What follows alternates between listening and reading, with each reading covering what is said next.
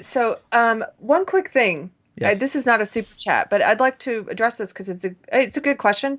Hmm. He says, "How can anyone have such a strong opinion about something that he's never even experienced?" I think he means seen. Me with Uh, respect to cuties. right, Uh right. huh. He's ranted Yeah. about it for longer than it would take to become familiar with the subject matter. Well, let me answer that for you. You will find it. Go back through our history of videos. We always encourage people to read and be familiar with the things that they're criticizing because cults tell you the opposite. They tell you not to watch and read the things you're. And when I was a social justice warrior, for example, there were so many things that were off limits to, I held a lot of received opinions about things that were not my own. And so I was told that, Steven Crowder's evil racist, Milo's an evil racist, Ben Shapiro's an evil racist. I held all these opinions that I had never listened to their lectures or read their books or articles or knew really. I didn't have any firsthand experience with any of their material. So so I definitely encourage people, and we even say on the show, like, if you're going to criticize something, the more informed you are about it, the better. On the other hand, I also think there are things that you don't need to read firsthand to develop an informed opinion about if you get enough information from other sources. And I think there are some things that are damaging, as I hope I made clear in my opinion about this movie, that I think are damaging to people to expose themselves to. I don't need to watch child porn to have an opinion That's a that great example. sexualizing Thank you. children is Hmm. bad. Okay. I don't need to just experience it and then see what I think, right? A kid doesn't need to try heroin to make up an opinion on whether doing heroin is good or bad. There are certain things that we've received wisdom from other people about enough that you shouldn't have to. Now, in my case, in some ways, I had to learn a lot of things the hard way that I shouldn't have learned the hard way. There were things that I did, that I tried, that I felt like I had to learn and figure this out. I was searching for truth and meaning for a long time in my life, and people have heard me say before, when I finally found God, I was sort of like, wait a minute, Jesus gave me all this wisdom that if I had just listened to this, I wouldn't have had to find this out the hard way. And but I think there are things you don't have to harm yourself in order to learn certain things. And so child porn, yeah, I don't need to watch it to know I think it's wrong. And actually porn in general, I think if you look at statistics and data, watching a lot of porn is not healthy for people. And this is coming from someone who used to be in the sex positive feminist community, who watched porn and everything, but if you read the studies about it, it makes it harder for men to have, and I know there are viewers in our audience who've talked about this before.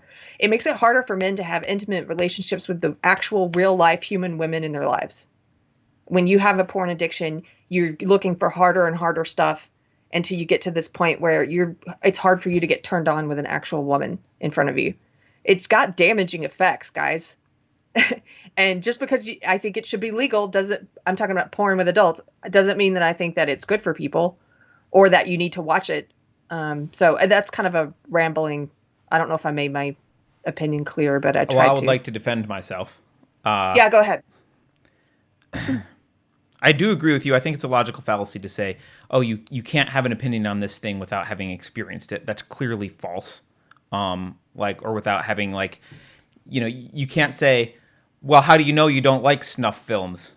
Well, I'm opposed to murder, and I don't think filming the murder and watching it is good, and I can rant about it. Now, I did not. So there's the main reason that I'm not watching it. I mean, I'm not super worried about being damaged by it because I'm not. It's not gonna. I'm gonna. If I were to watch it, it wouldn't be over and over and over again. So fine. I don't really want those images in my head. But I also just don't want to support it in any way. I don't want to give the trailer one extra click. I don't want to give the. I don't want to have Netflix see that another person watched it. I don't. I don't want to support it in any way. And my criticisms of it, so I read reviews by both sides of this, and my criticisms were based on consensus. There is consensus by both sides about the nature of the scenes that were in this movie and with respect to the sexualization of the little girls. So I am operating off of a consensus that from all the other people that have watched it have described what's going on in these scenes, and they all both sides have a consensus that it's a sexualization of young girls and that these scenes are inappropriate. One side said these scenes are justified because of the overall message, and after all, we're just terrified of child sexuality. And the other side is screaming that they're not justified. My criticism is based on that consensus. The only possible way, now you can troll all you want and say, well, you haven't seen it, If you want that troll to be effective, what you have to do is point out somewhere in which I am wrong about that characterization of that scene. If you are going to say, well, actually, those scenes aren't exploited, they're not sexualization of girls. Oh, okay, make that case. But literally no one has made that case. No one has made the case that those are not sexualizing young girls. No one. That's the point of the movie. The producer makes that case. All the people supporting the movie make that case. So my argument stands based on that. I think Carrie is muted, but intentionally muted. Okay.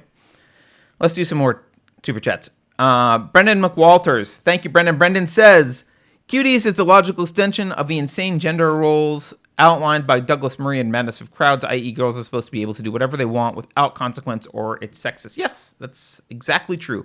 That is exactly true. That's just the guy who asked, he says, I'm not trolling. I don't think you're trolling. That's why I read your question, Sorry, I know, but I'm just saying, even though it's not a super chat, I read it because I think it's a good question. And I think we tried to answer it as best we can.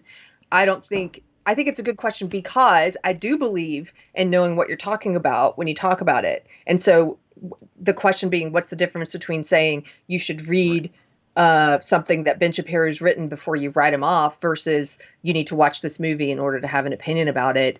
I think Carter answered that pretty well. And if you want to if your argument is that it doesn't sexualize children, make that argument effectively, and maybe you'll change his mind about needing to watch it. But nobody's made that argument. I think that's what you're saying. Yeah, absolutely. I'll go watch. If someone makes an argument that convinces me that the trailer actually isn't sexualizing young women, or like convinces me that that's in debate, which I haven't seen that debated at all, then I need to go make my opinion about it, make up my mind if I want to continue talking about it.